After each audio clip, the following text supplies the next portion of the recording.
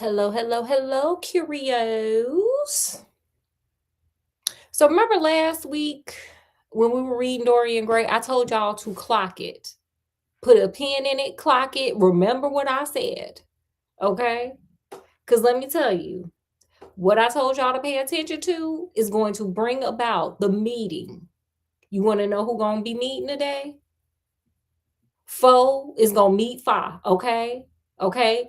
The find out is gonna meet the F around. Okay, that's what we're doing today. That is what we're doing today in this segment of Dorian Gray. Okay.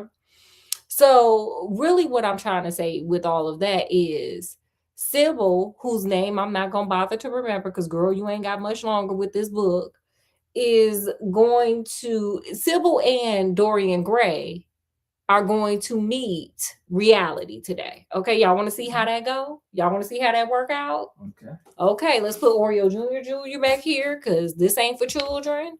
And let's get the Picture of Dorian Gray by Oscar Wilde. Let's get it cracking. Oh, and welcome to the Curio Storyteller, by the way. I'm not being very welcoming. This is a channel where we take, we don't take, we read old books from yesterday and we cosplay through creativity and wonder for these characters. And then we have deep, meaningful conversations where we discuss what we read. We figure out if there's a lesson learned or if there's a character that we need to talk to, or if we just want to, gag on what we read. We just might want to gag. So we are going to get into this story and see just what foolishness this man gets into. Now, if you do recall, Dorian Gray got a picture painted of him. He loved it, but he hated it all in the same because the picture was never going to get old, but he was. He made some kind of weird deal with some deity. And yeah, the picture is going to swap places with him. But in the meantime, in between time, he done met some woman at the theater. He don't know her name. She don't know his, and they're engaged, period. Okay. We making dumb decisions page by page, but let's continue. Lord Henry and Basil were more anxious than ever to meet Sybil Vane as they rode with Dorian in an elegant carriage to the rundown theater. The two men were curious about the young beauty who had captured Dorian's heart. Would they be as infatuated with her as he was? Or was Dorian throwing away his chance to find a more suitable wife? What about love, though? What about love? What's love got to do with it? Scott, this is not Tina Turner. The fat manager with jeweled fingers escorted them to their seats. Suddenly, amidst a round of applause, Sybil Vane stepped out into the cramped stage. Yes, she was certainly lovely to look at, Lord Henry thought. One of the loveliest women he had ever seen. The scene was from Romeo and Juliet, and all the shabbily dressed actors were on stage. Then Sybil Vane appeared. I'm playing the role of Sybil Vane today. Her body swayed while she danced. I never knew there was dancing in Romeo and Juliet, but okay, period. Her hands seemed to be made of cool ivory. The three men watched her perform a famous scene from the play. It was a very dramatic, moving moment. One Sybil had done many times. Each time, she had captivated her adoring audience. But tonight, for some strange reason, Sybil seemed dull and listless. She showed no signs of joy when, as Juliet, her eyes rested on Romeo. Her words were spoken in an artificial manner. I'm going to recreate that scene for y'all. You ready? All right. Okay.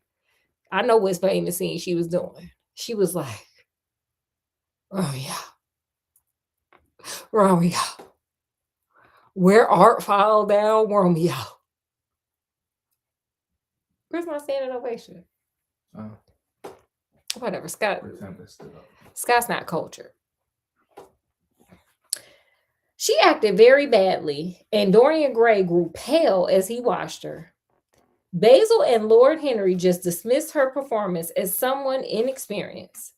True, she looked charming, but her acting was terrible.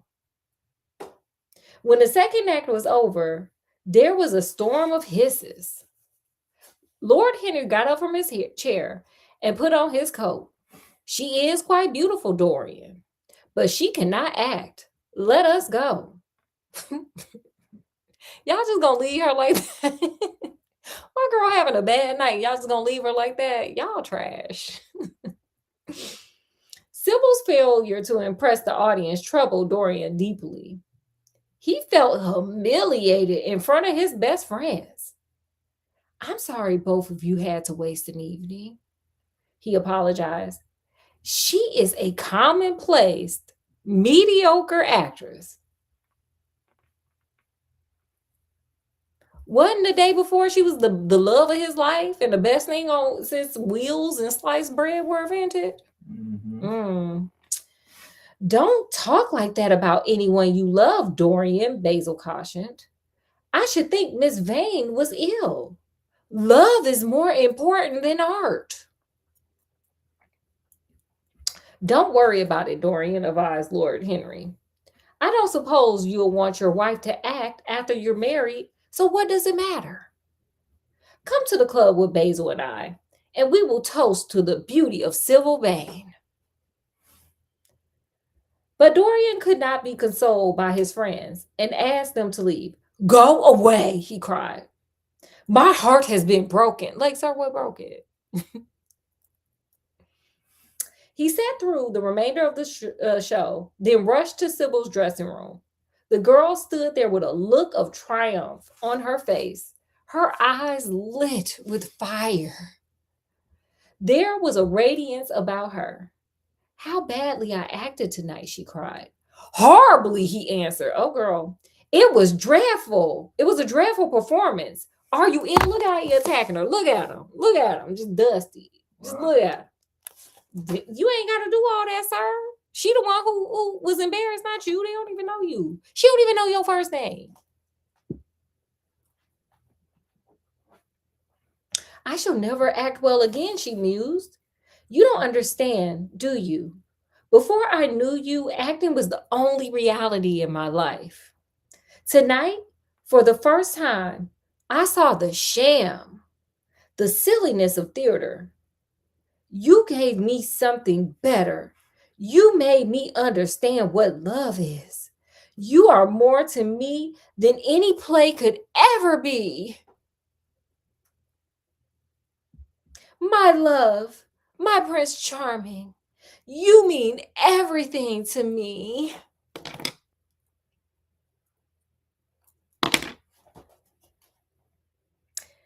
But don't you realize what you have done? You have unalived my love for you, Dorian coolly replied. He looked at her harshly. You see my harsh look? I loved you because you were great, because you had such talent. Instead, I find you shallow and stupid. Look.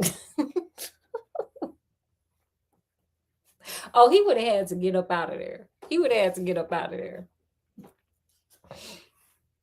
What a fool I was. I will never see you again, he screamed in anger. Sybil became frightened. How could her Prince Charming be so mean to her? Girl, because he ain't no Prince Charming. That's why he didn't tell you his name. But, you know. He had said he loved her. He had kissed her and promised her the world. Why had he changed so? Sybil started to cry and she fell to the floor. Girl, get up. She grabbed Dorian's knees, clutching at him for dear life. Look at her looking crazy. Look at her looking crazy. Girl, get up. Stand up, sis. Stand up, sis. Stand up, sis. Please don't be cruel to me, dearest. I will work hard and try to improve myself. I promise you, I will be a better actress next time. I love you so much. Please don't leave me, she begged. Would y'all have done this? Like beg this man to stay with y'all after he talked to y'all like that and called you stupid and talentless? Would you have said, Scott? Would you have been doing this? No. Okay, I'll see you later. Dorian looked down at her with angry eyes. His upper lip curled in disdain.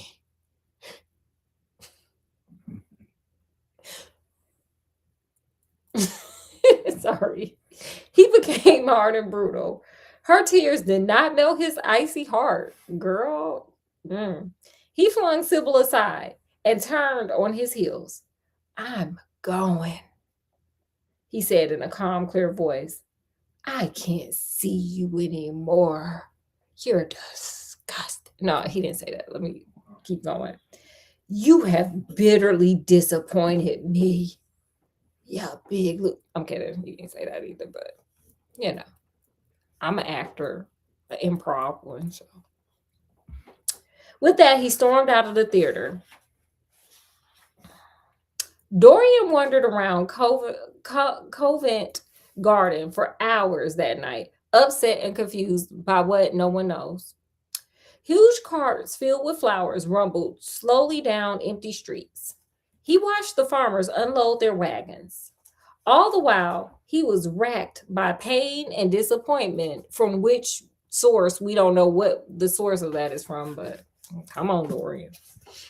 In the morning, tired and exhausted, he returned to his mansion. He opened the door. His eyes fell on the portrait Basil Hallward had painted of him. He was startled by what he saw. The face appeared to have changed. What was such a thing possible? It was strange, but the expression was different.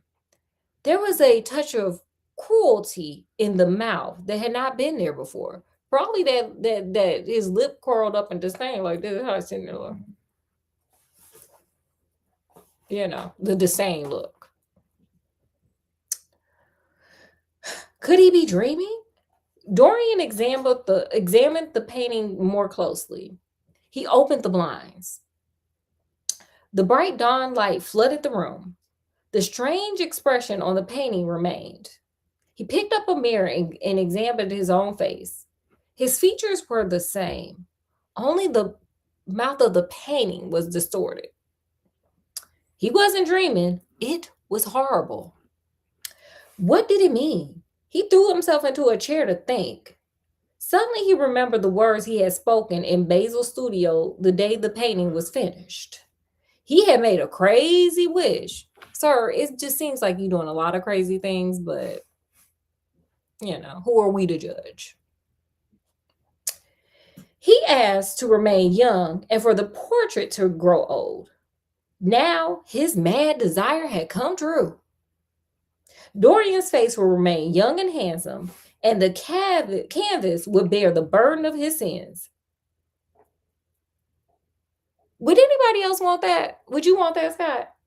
If you could swap with a portrait and everything you did went to the portrait instead of you, would y'all want that? Put it in the comment section. Would you want that? I wouldn't want that because God knows what I would be out there doing. But such things were impossible. It seemed monstrous to even think of them. And yet, there was the painting before him. With that, they would be happy and their life together would be beautiful and pure. Dorian Gray got up from his chair and drew a large screen right in front of the portrait, shuddering as he glanced at it. He walked to the door and opened it. When he stepped out on the grass, he drew a deep breath.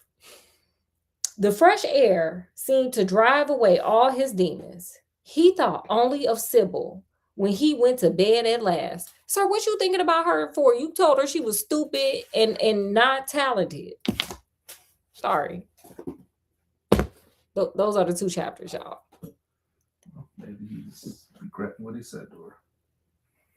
A man that wants his portrait to carry his sins has no regrets, period. That's what I got. You know what? That's my lesson of the day. A man that wants a portrait, or man or woman that wants their portrait to hold their sins for him and the age and all that foolishness, ain't got no regrets, period.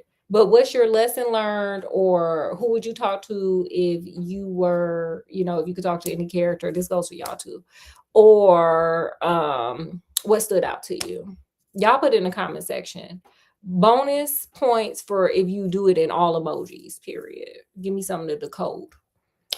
Scott, what you got? I told Dorian, you probably should have gotten busy with her before you just threw her away.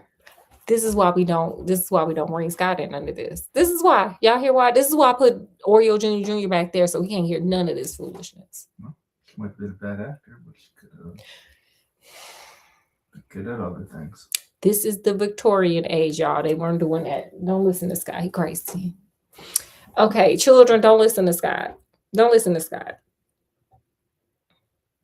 Okay, that's what you got. He should have hit that first before he quit it. He should have hit it before he quit it, is what you're saying? Okay, that's Scott's life lesson here. Okay, guys. Well, did you have anything else? Any other lessons learned or advice, Scott? No, I'll stay with that. Okay, hit it or quit it. Got it. Okay, well, with that, guys, we're going to end this live. We're going to grab You don't have anything? I already said it. You can't feel any regrets if you gonna say, oh, I'm gonna make a deal with the devil and I'm gonna all my sins and my aging and everything I do to go to this portrait over here, I'm just gonna run amok. That type of person ain't got no regrets. YOLO for them. Anyway, we're gonna end this live, guys.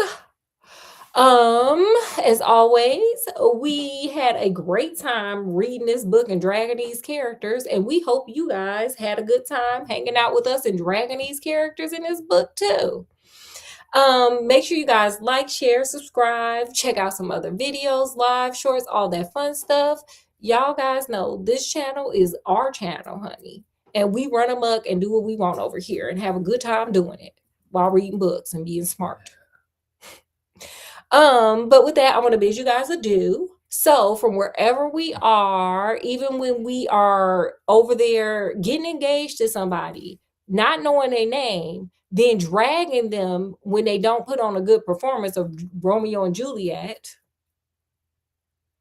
to wherever you guys are, peace, love, and happiness. And we'll see you guys tomorrow for some Sunday Fun Day School and more of Mogging Gone Amok, the Portrait of Dorian Gray.